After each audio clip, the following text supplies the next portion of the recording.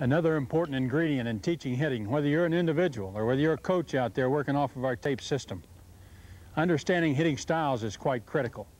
We call a guy an onside hitter if he be right or left and he plays every day against all types of pitchers. That means he's got to handle the onside breaking ball, which really requires him to be very good in his legs, very disciplined in his legs and his power base, and to be able to bunt his weakness if there is a weakness in the breaking ball.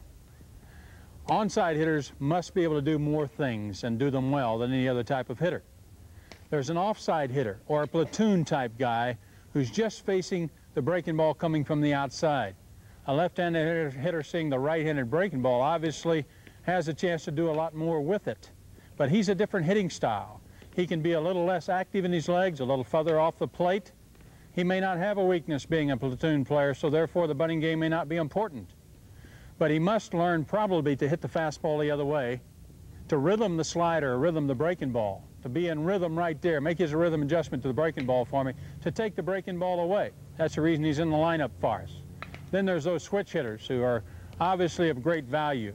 We had 4 very good ones here at Oklahoma State. As examples, Anthony Blackman, Jimmy Iflin, who made All-American, both junior college transfers, that Blackman and Iflin, and then Mickey Tettleton with Baltimore and Doug DeCenzo with the Chicago Cubs. Dealing with those 4 guys, each of those youngsters had to learn how to hit the fastball the other way. We explained to them, as a switch hitter, you give us an awful lot in our offensive ability to build a lineup if you can handle the breaking ball. If you can just handle the breaking ball as your primary pitch. Well, Iflin, made All-American as a DH, really got to a point where he's a great breaking ball hitter on the left side. And you can turn him loose against the very best breaking ball, and he could hit it for power. Tettleton learned to deal with that and became a good breaking ball hitter. Good soft hitter. When he went into pro ball, he hit soft stuff better than fastball. Sometimes you do that to him. We took Blackman, who came out of junior college with not much power, and the surprise of all surprises, learning the switch hitting offside system. He hits 14 home runs, many of them the opposite way. Shocked us, shocked pro scouts with his power. So when you're coaching, or when you're considering yourself as a hitter, onside, offside, and switch hitting requires a different makeup, not only in using the hitting machine, but in coming out and hitting and dealing with hitting situations. We are strictly talking, when we're dealing with most of our systems and most of our terminology, we're talking about things that involve onside hitters, because they are the guys that got to play every day. They're the shortstop and catcher that you can't afford to platoon. You got to have him in the lineup. Critical to understand hitting styles and hitting patterns. The dugout area becomes a hitter's laboratory. When he walks out on the baseball field to prepare for a baseball game on a particular day, I think the first thing you may want to know is, where's the opponent's bullpen? And is that bullpen at an angle to where I can see a guy warm up? If I can have the opportunity, as we do here at Reynolds Stadium, to look down the line and watch a guy throw, I want to see if he has movement on his fastball. I want to see what his breaking ball is like. Is it a slider, a slurve, a curve? Does he throw a straight change? Does it have movement? And I can get information before the ball game that has a lot to do with what I'm going to take to the plate as a hitter for Oklahoma State.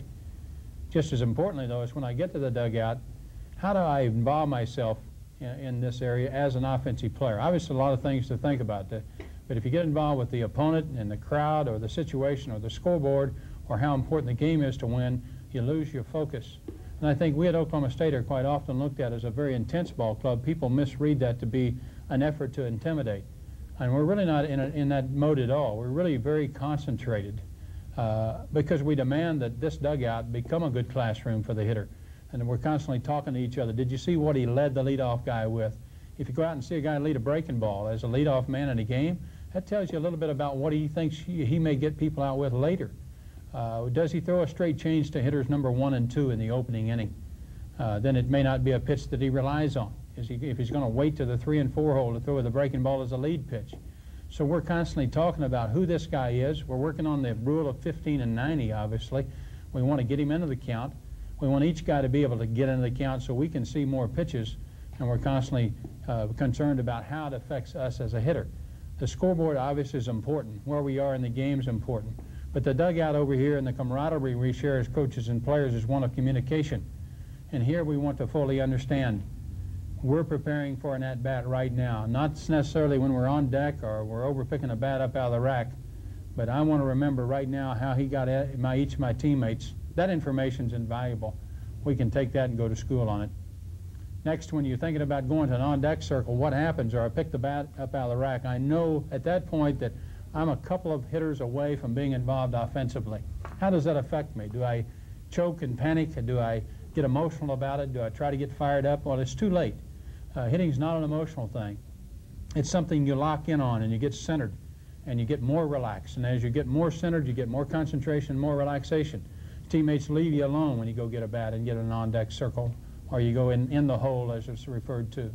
By the time you leave a dugout and you walk out and get to an on-deck circle, the job there is that it becomes very individual. How do I prepare myself properly?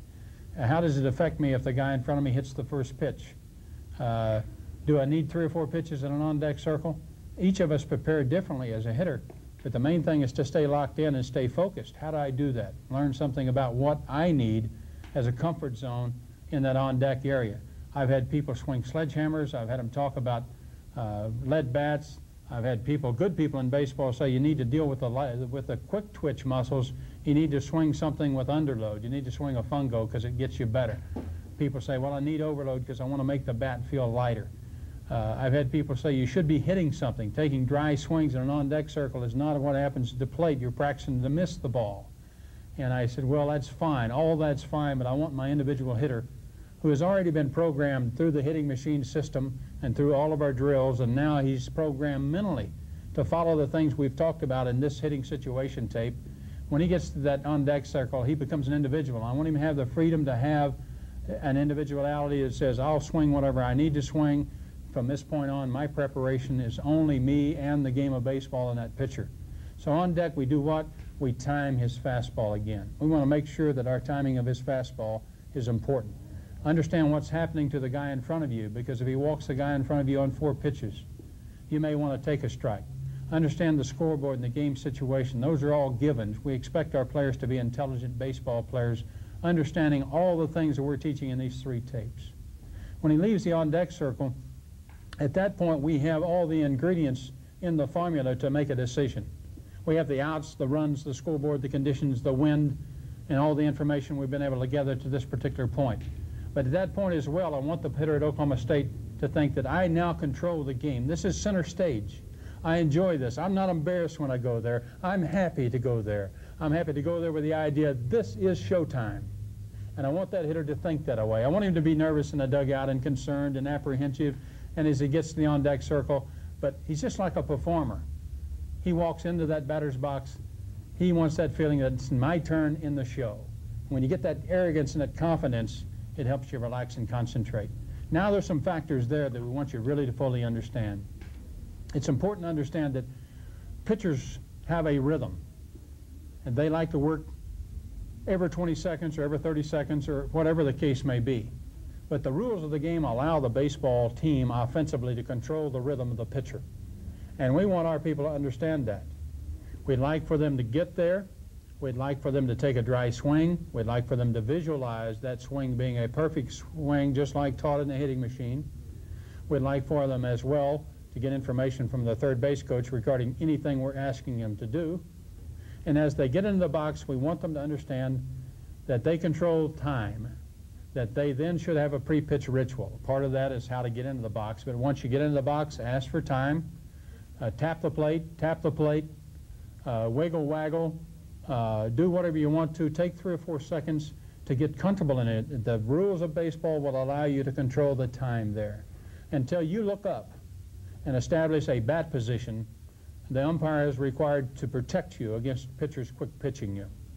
And we want to use that. That's a part of what we learned as a basketball coach years ago. Every good foul shooter has a 10-second time by law that he's allowed to prepare himself. And most will learn how to dribble the ball, roll the ball, or do whatever they do individually through 5, 6, and 7 seconds that allow them to really center and focus, and that's called pre-pitch shooting, a pre-throw, pre-ritual. And we've brought that into baseball, and we call it pre-pitch ritual. And umpires will learn to do this. We don't want to be rushed. We want to control it, and we do so. Venturas and Trabers and all the players that we've had here, many of them have had very lengthy pre-pitch rituals. It bothers people, but we want to control it. We want to control the rhythm of the pitcher. Each guy does it as he gets into the box, and when he looks up at that particular point in time, we want him to only be focused on fine centering technique, picking up the emblem on the pitcher's hat, and then he is turning everything